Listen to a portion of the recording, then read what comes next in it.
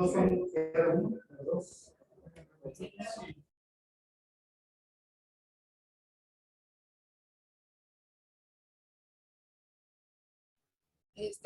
buenos días. Ay, déjame ver.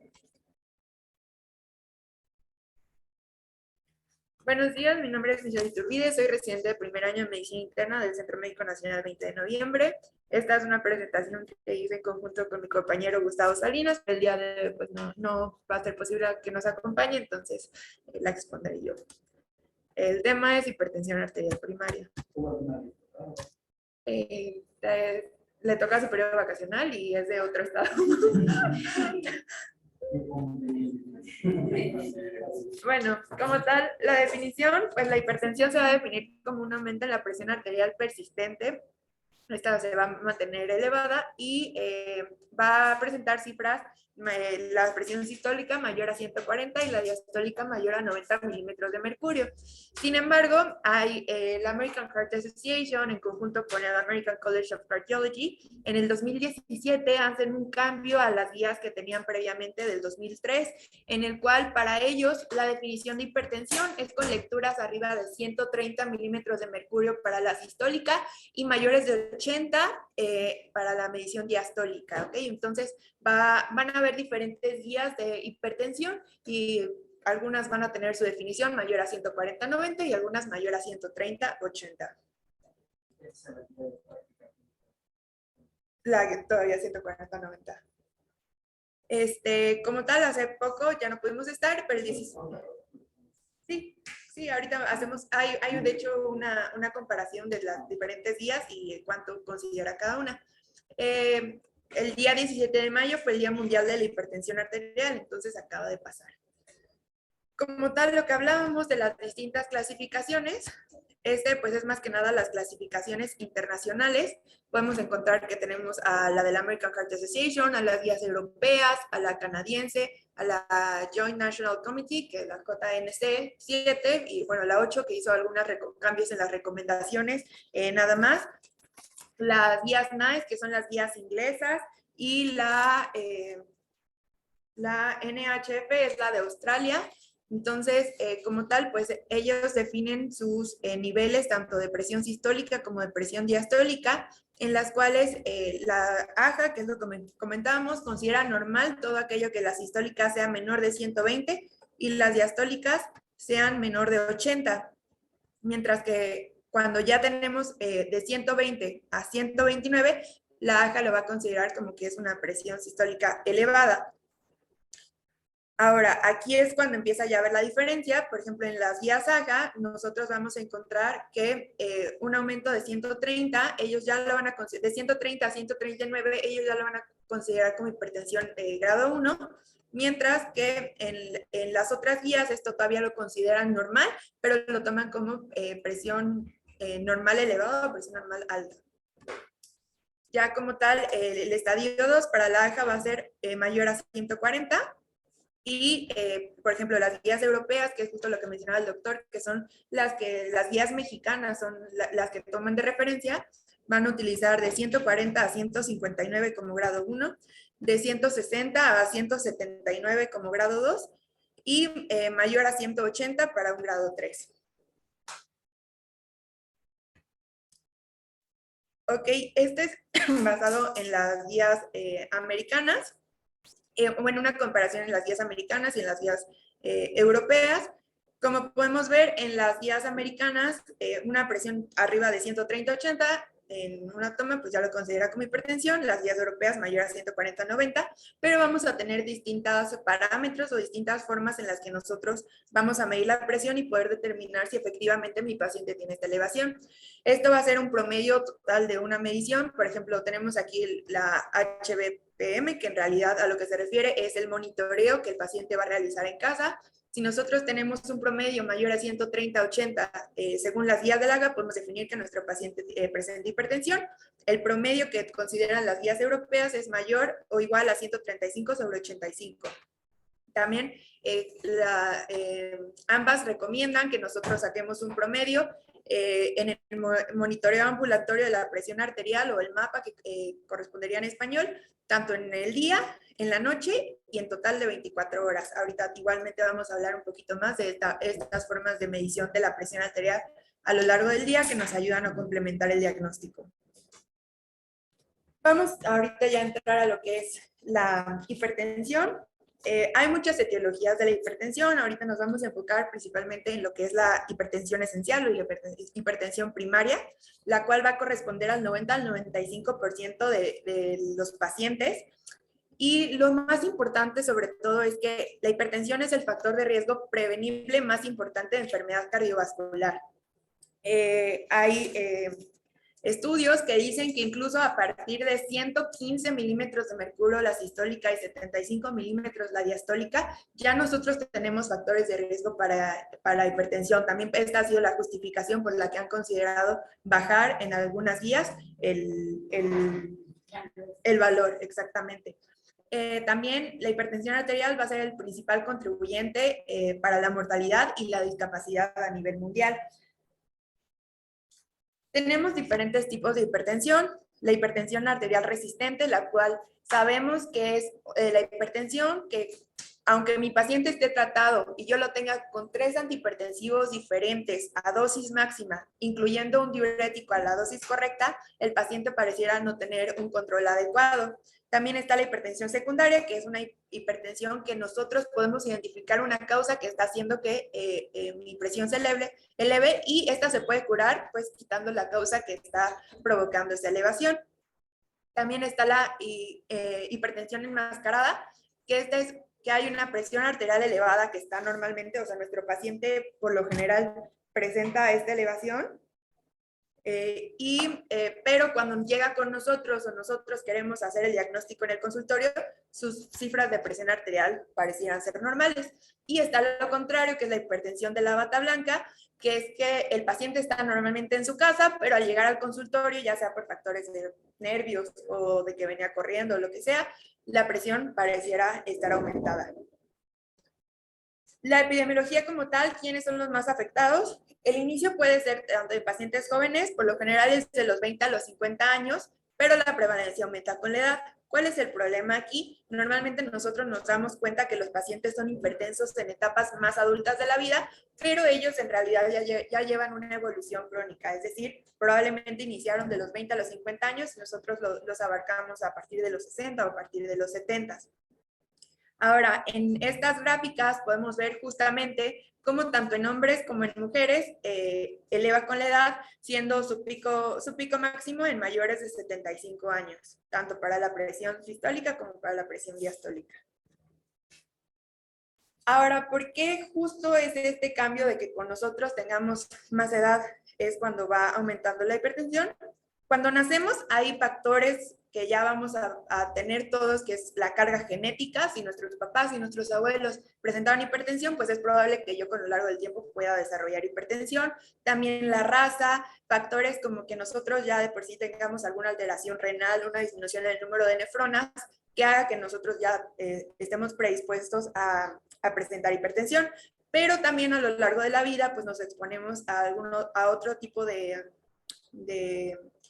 factores que nos ayudan a acelerar este proceso, el cual puede ser una ingesta aumentada de sal. Para nosotros, la cantidad que representa un riesgo para desarrollar hipertensión son más de 3 gramos al día. También el consumo de la alimentación, sobre todo esta que se relacione con el sobrepeso y la obesidad, que justamente nos van a llevar a pues una hipertensión, el consumo de alcohol, el consumo de tabaco y un estilo de vida sedentario. Obviamente con los años pues van aumentando todos estos factores y eso hace que en edades más avanzadas nosotros diagnostiquemos la hipertensión. A nivel mundial, este ha sido el estudio más grande que han hecho respecto a la hipertensión. Fue en 104 millones de participantes, se hizo en el 2021. Esta fue en conjunto con el Colegio Inglés junto con la Organización Mundial de la Salud. y como tal, los resultados fue que entre adultos de 30 a 79 años, la hipertensión ha aumentado de 650 a 1.280 millones en los últimos 30 años. Los países de Canadá, Perú y Suiza son los países con menos prevalencia de hipertensión.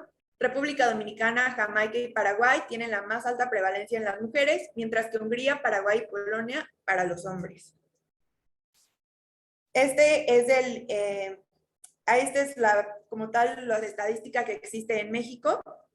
Para el 2012 había 9.3 millones de personas con hipertensión. Para el 2018, que es el último corte que tenemos en salud, ya existían 15.2 millones de personas, de las cuales el 20.9% corresponde a los hombres y el 15.3% corresponde a las mujeres.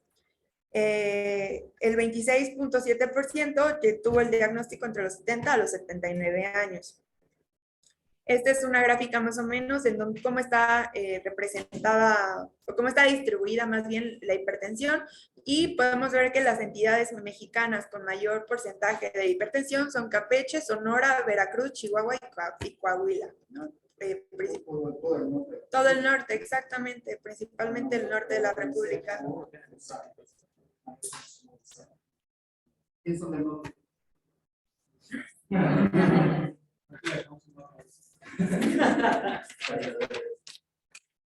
¿Cuánto quedó la prevalencia de hipertensión?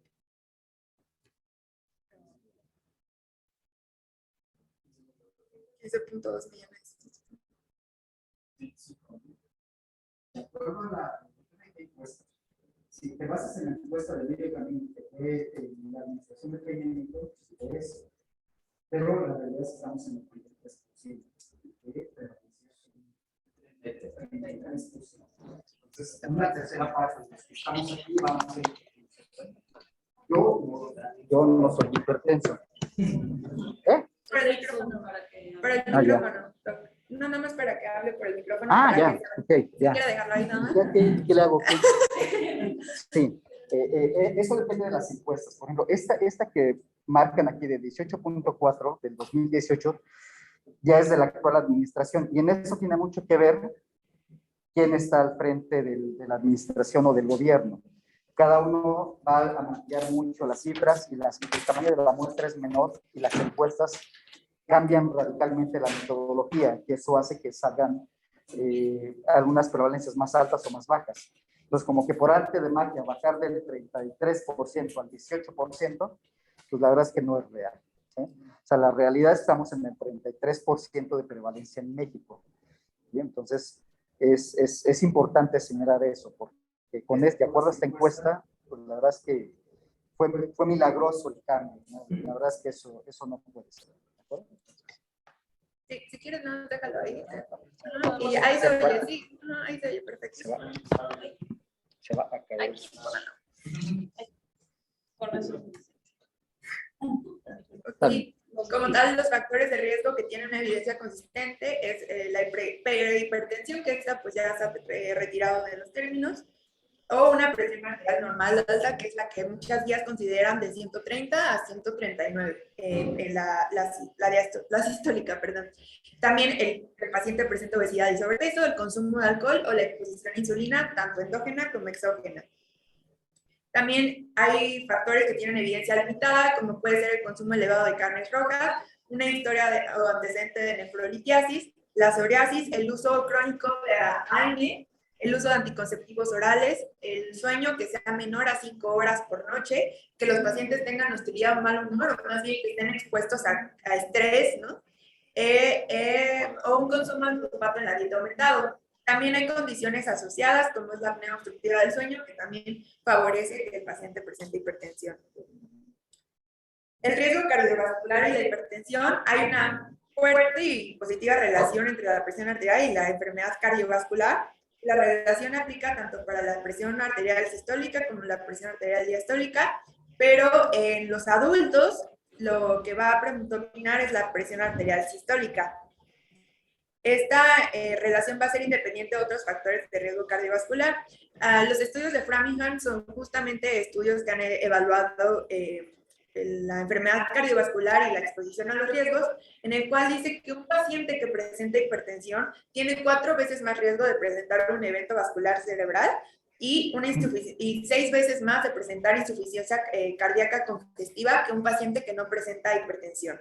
Entre las que nosotros podemos encontrar que corresponden a la enfermedad cardiovascular, puede ser una enfermedad hipertensiva, alguna cardiomopatía, una hipertrofia, obviamente un infarto agudo al miocardio, también que tenga una lesión renal, lo que hablamos a nivel cerebral, un evento vascular cerebral, entre otros. Los individuos de 40 a 60 años con un aumento de la presión arterial sistólica de 20 o un aumento mayor a 10 en la diastólica, sin importar cuánto los pacientes presentaban de presión arterial base, se va a asociar a un doble de riesgo de mortalidad. O sea, lo que hablaba Framingham es de presentarlo, esto es de mortalidad de EBC o de una cardiopatía isquémica. La reducción de 5 milímetros de mercurio puede reducir incluso de un 9 al 14% la probabilidad de una muerte asociada a estos eventos. El cuadro clínico, pues por lo general suele ser asintomático, ¿no? Hemos escuchado. Hacer una pausita. ¿Ya no vas a tocar el tema de diagnóstico? Sí. Ah, ok. Sí, el algoritmo y todo, ahorita sí. Bueno, el cuadro clínico como tal es asintomático, como sabemos, es un asesino silencioso. Hay muchos pacientes que ni siquiera se dan cuenta cuando ya tienen una elevación de la presión arterial. Solamente pues cuando ya hay veces en las que solamente que presentan ya el daño a órgano blanco, que correspondería a una emergencia hipertensiva que vamos a ver en clases posteriores. Vamos a entrar un poco en la fisiopatología. La presión arterial pues va a ser correspondida tanto por el gasto cardíaco por las resistencias vasculares periféricas, que a su vez el gasto cardíaco lo va a dar el volumen latido, el volumen sistólico, por la frecuencia cardíaca, lo cual nos lo define la precarga, la poscarga y propiamente la contractibilidad cardíaca.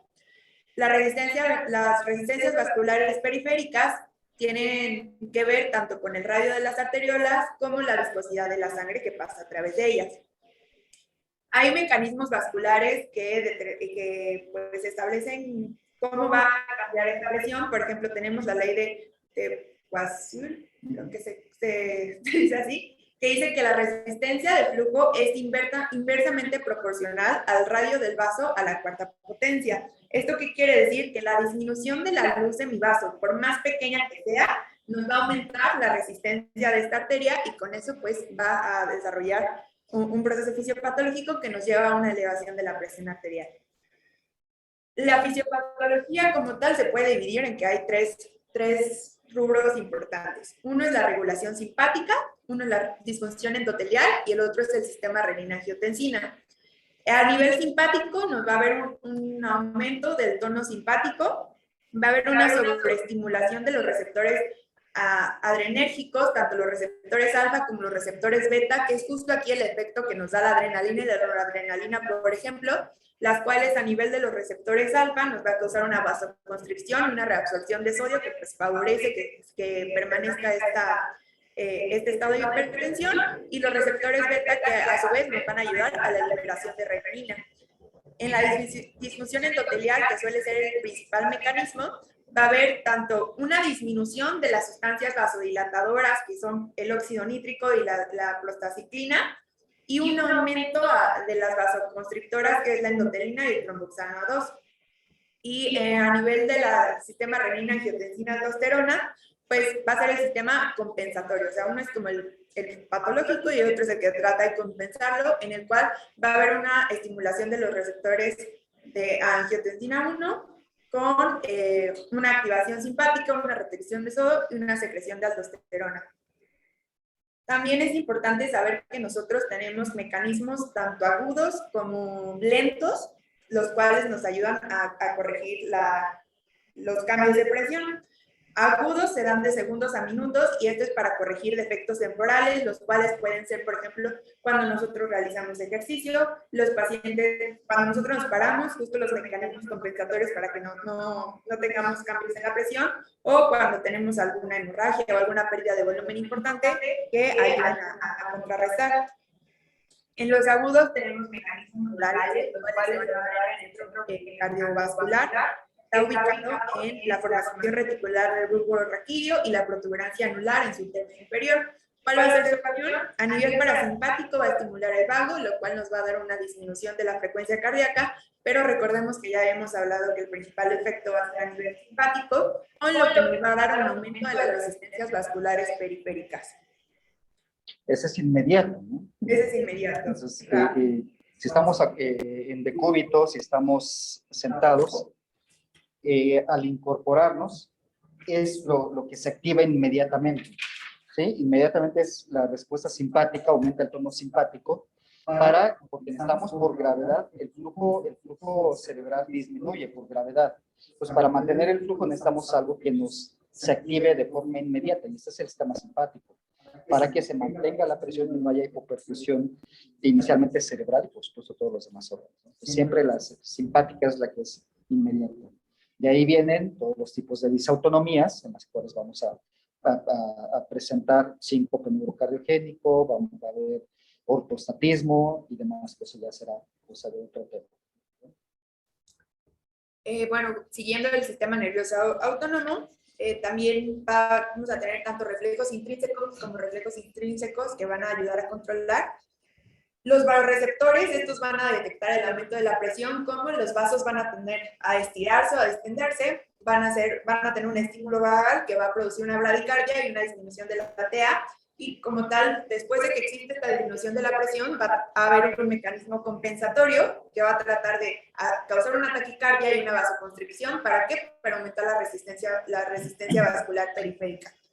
Los quimiorreceptores, estos a su vez pues, van a ser sensibles a los cambios de oxígeno y con ello van a aumentar la presión arterial. Es también por esto que los pacientes que tienen síndrome de apnea del sueño presentan el aumento de la presión por este déficit de oxígeno que presentan.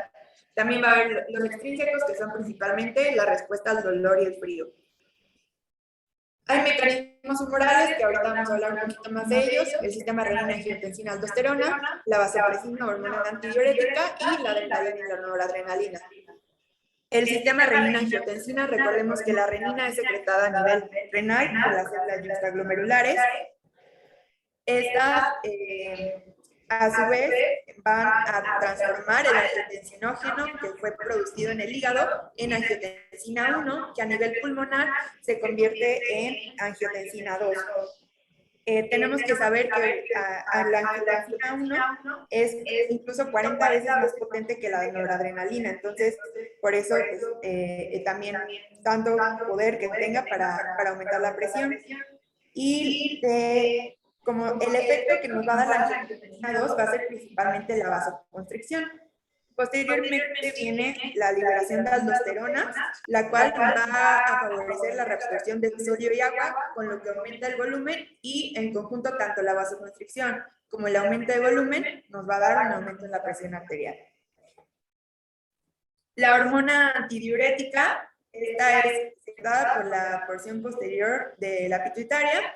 Esta, a nivel renal, lo que va a favorecer es la retención de agua y va a aumentar la vasoconstricción, y esto va a aumentar la presión sanguínea. Entonces, todos estos mecanismos pues, se complementan.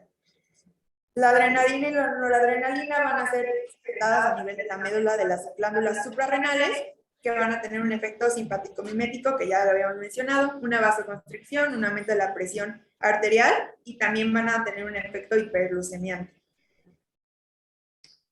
A largo plazo, el control de la mayoría de los pacientes o de la presión va a ser hecha por el riñón. Es por eso también que muchos de los fármacos que nosotros vamos a utilizar en los pacientes con hipertensión van a tener su efecto a nivel renal. Y esto va a ser, ¿por qué? Porque va a mediar el líquido extracelular. El sodio también, ya lo habíamos hablado ahorita que vimos el sistema renina-angiotensina-aldosterona, aumenta el volumen sanguíneo, con lo que da un aumento de la presión arterial.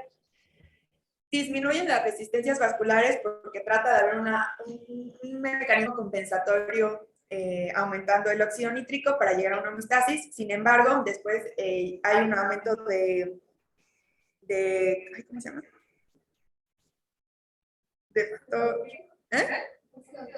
No, del factor beta de crecimiento. Ajá.